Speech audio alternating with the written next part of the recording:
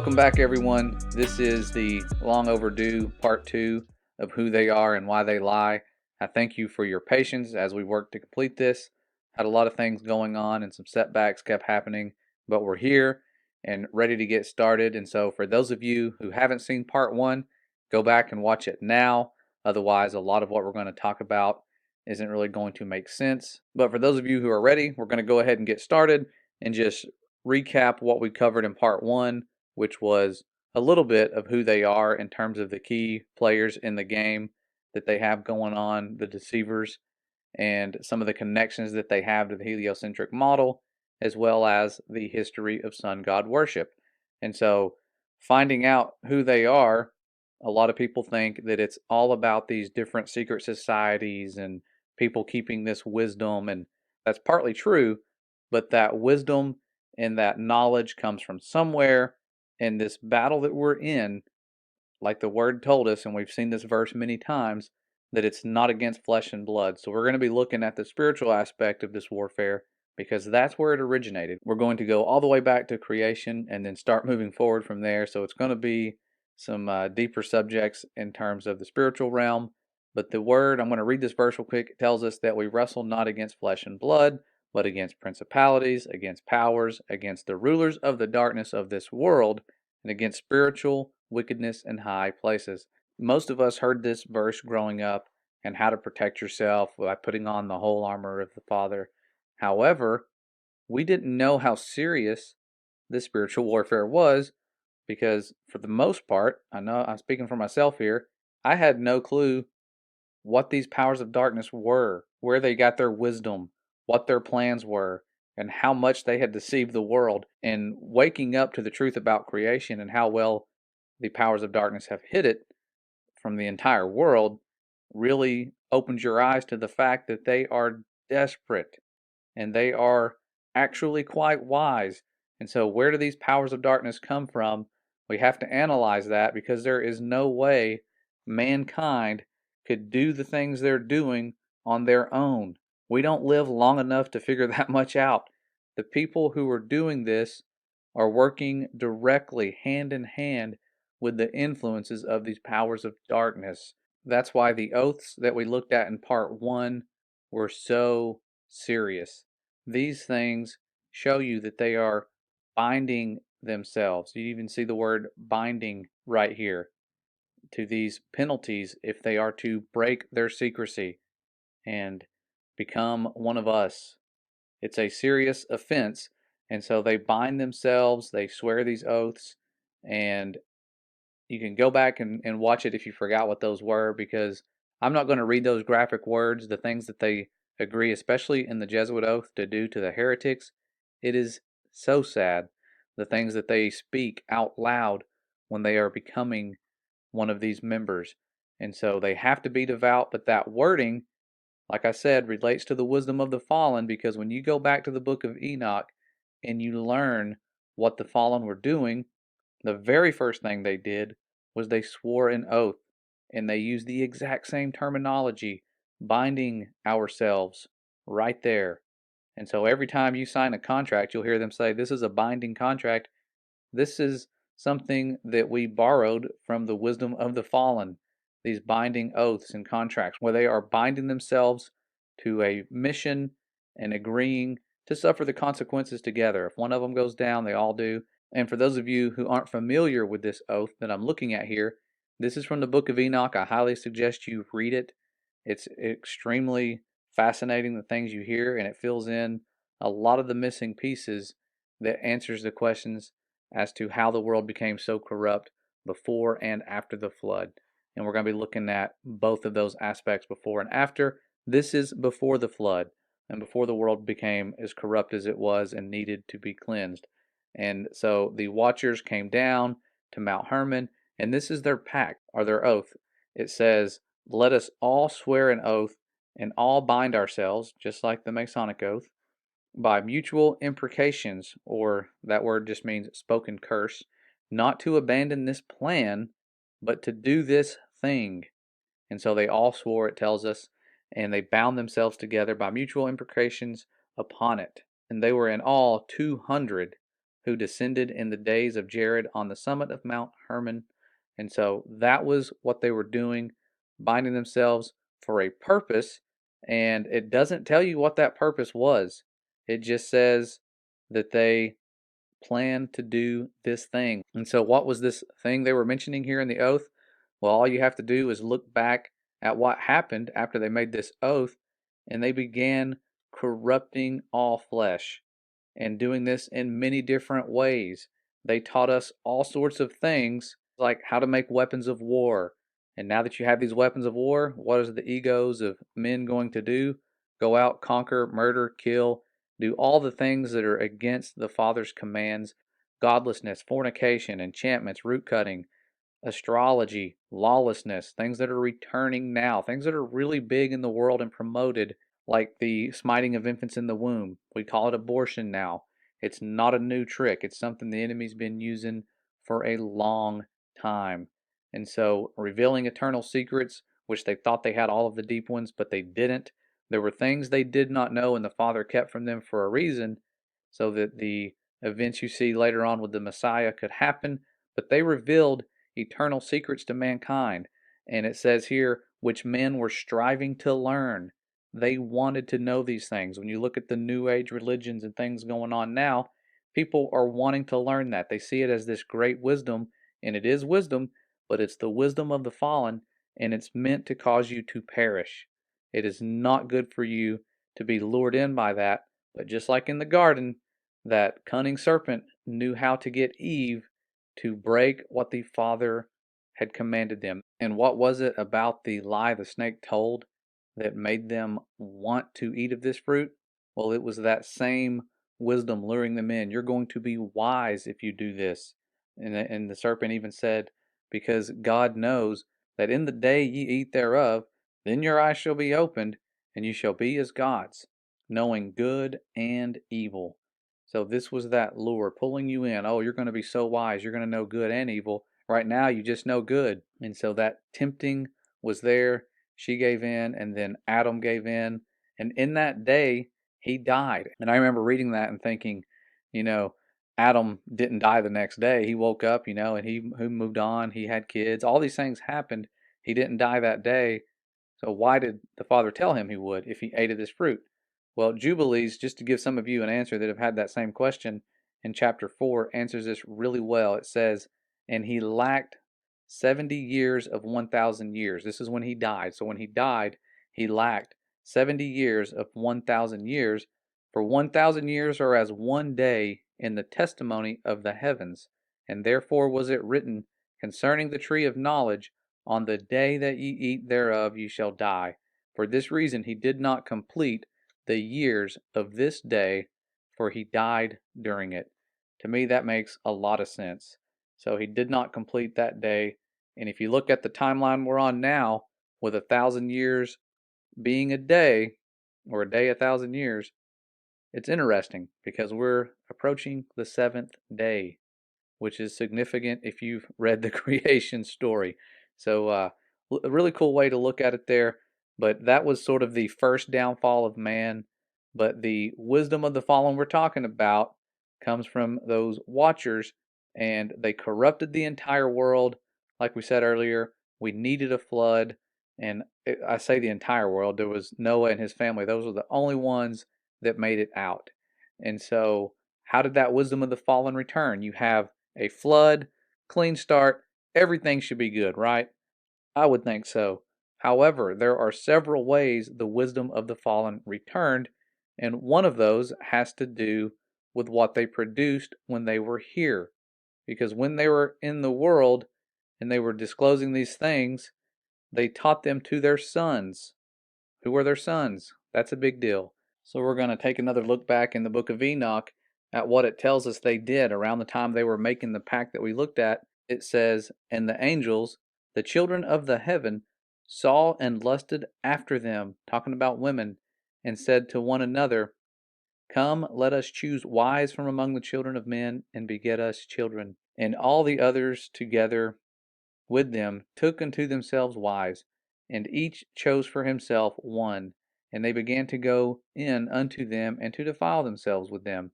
And they taught them charms and enchantments and cutting of roots, and made them acquainted with plants. And they became pregnant, and they bare great giants. And so that right there is referencing their sons. This becomes what would later be called their beloved, but it says their sons as a punishment for what they did when they corrupted the world would have to slay each other. And so it says here, and when their sons have slain one another, and they have seen the destruction of their beloved ones, talking about their sons, their beloved sons, bind them fast for 70 generations. So the fallen were to be bound up, and it says, in the valleys of the earth till the day of their judgment, and of their consummation till the judgment that is forever and ever is consummated. So they were bound up. That's why I was asking the question, how did the wisdom return? Well, they taught their wisdom to their sons. What happened to their sons? I thought they just killed themselves and destroyed each other. Sort of Rob Skiba called it a clash of the titans, and it's what a lot of Greek mythology is most likely based on, the clash of these titans here. So these giants who were produced from the spirits and flesh, it says, shall be called evil spirits upon the earth, and on the earth shall be their dwelling. Evil spirits have proceeded from their bodies because they are born from men and from the holy watchers is their beginning and primal origin. They shall be evil spirits on the earth. So when you hear about these evil spirits tormenting mankind, that's their origin. They are angry. Their punishment was to slay each other in this battle while their parents watched them. And so they went from being these massive, destructive creatures to now destroying each other, and then their spirits lived on. And when it tells us what these evil spirits actually do now, it says, and the spirits of the giants afflict, oppress, destroy, attack, do battle, and work destruction on the earth, and cause trouble. They take no food, but nevertheless hunger and thirst, and cause offenses. And these spirits shall rise up against the children of men and against the women, because they have proceeded from them. They are against our Creator. They are against us. They know that the relationship with Him, what that does for us, and they are against Him. And so, after seeing the goals of these evil spirits, it makes sense, given that they were teaching these secret things by the Watchers, that they would continue on that legacy. That's why right now we're seeing the corrupting of all flesh 2.0, because that same wisdom is being shared. You can see it with creation. When you compare the two, the wisdom of the fallen is still there, and it is a lie. It's the wisdom that eliminates the Father and the Son. And we were warned about that when we look back at 1 John. It tells us exactly the goals of these spirits of the Antichrist. There was many of them back then, it says, and they essentially deny the Father and the Son. So that's their goal. We know where they get their wisdom. And so the best way in the modern world to deny the Father and the Son is to replace them with a big bang, some sort of random accident, eliminating the Father's creation model, trying to eliminate Him. And you think, this globe could be this really miraculous model. I mean, it's a pressurized ball in a vacuum.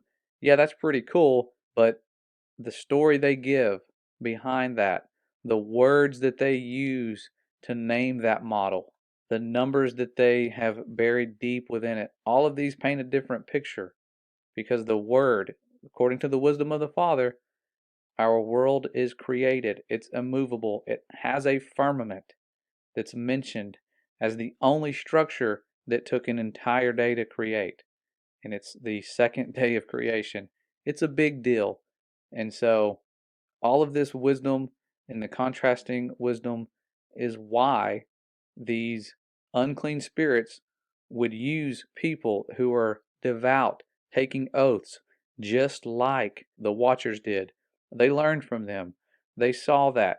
They have copied that. And so that is why all of the things you see with these secret societies is the way it is. It's a secret, and it's not for your good. I just happened to stop by the Georgia Guidestones the other day. It was on my way home, and my wife saw a sign and said, "Hey, it's only 8 miles away. Let's stop by there and look at them." These things, as you can see, it looks like they do blood sacrifices here. They tell you the plan that they have in plain sight. That's why everybody freaks out and goes there. But up until recently, no one knew who made these things, who set them up like that, who funded it. Well, it was secret societies. Two of those secret societies are known. One of them happens to be the Masons, the other was the Rosicrucians, and they all share a same goal according to these stones because they are wanting us to maintain this population of under 500 million, which would involve them doing a lot of destruction to get there, and that's why people freak out when they see these things. But they are set in place where they are based on the sun's location because it ties in to sun god worship.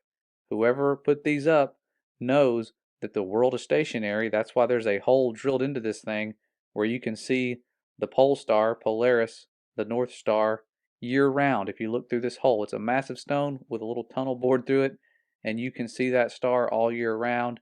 And the sun, which is part of that perfect clock set in place at creation in the firmament, is going around and showing us noon every day of the year based on how they set this thing up. It's really crafty how they did it, but they are again are using the wisdom of the fallen to plan these things, to do these things. And like my dad says, they might be able to set these stones up, but our Father has the last say. He wins in the end. He gathers us up, and his son will return yet again. And so before that happens, there's a lot of things that are going to go down. The spiritual warfare is going to increase. I'm hearing from a lot of truth seekers that it is just ramping up in their lives. They are getting discouraged. They are under full blown attack.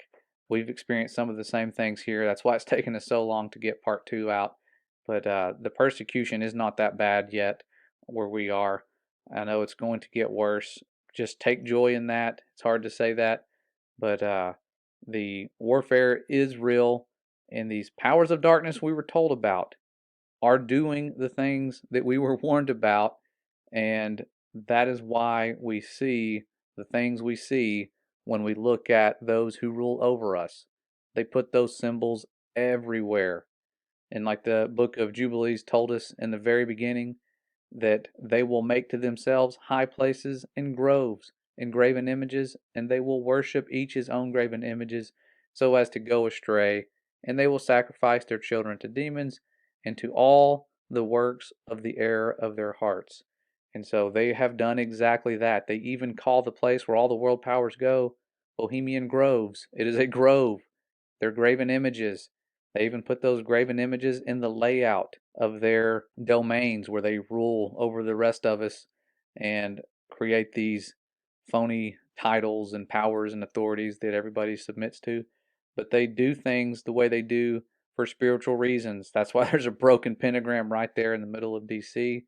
I hate even having this stuff up on the screen because it is demonic. It's of these unclean spirits. That's why they do what they do. That's who they are getting their wisdom from. And that's why when you see the world powers agreeing on something peacefully, it's always something that keeps us in their lies and our minds separated from the truth. And the first two that were a red flag to me when looking into this were keeping Antarctica safe from private exploration. Nothing to see there. They're just studying ice for decades peacefully, but they signed a treaty. And it's one of those things that all world powers did peacefully, and it's been that way throughout the Cold War and every conflict since. But the second thing that they do peacefully occurred at around the same time. They tried to pretend there was some sort of race, and then it was like, okay, now we all get along. Now that America's gone to the moon, and they still just smiling, happy faces, and that's all you see. No matter how long you keep them locked in a tin can, they are just the happiest people out there. And those two things were the two main things until recent times that the world powers worked together with. And now, of course, we have Revelation 18:23, where they are deceiving the world with pharmakia, and they're doing so intensely. If they weren't so intense with it, it wouldn't be such a red flag to everyone. But they are all unified, putting out the same messages, telling the same lies over and over again. And we're not even allowed to question it here. That's why we don't talk about it very much anymore.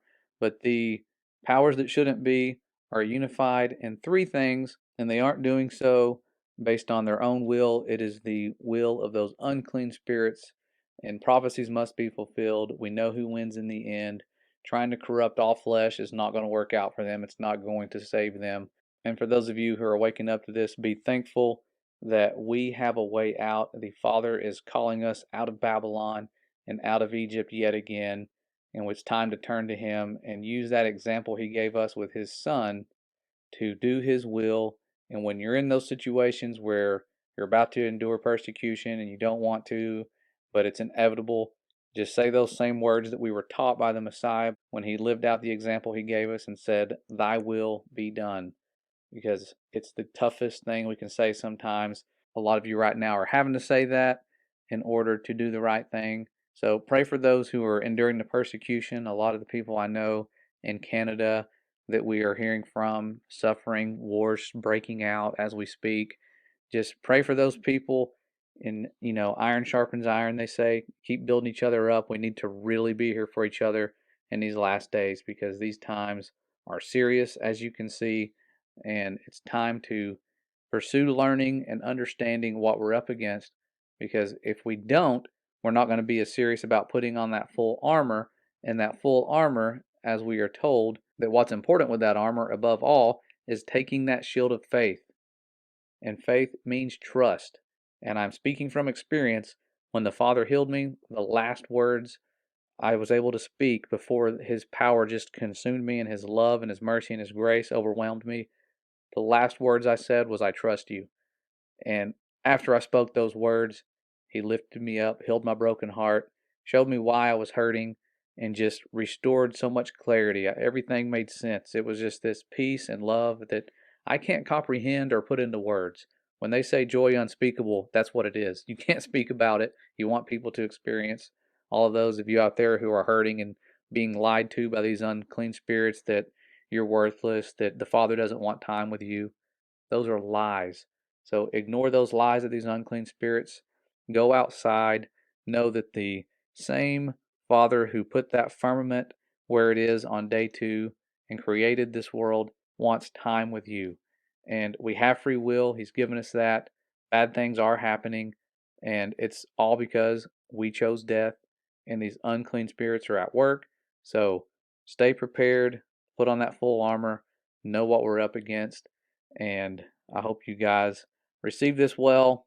I know it's a lot to take in, but we'll be back soon with some hopefully live hangouts with some guests that I want to share their work and just have you guys answer questions and learn with and study with.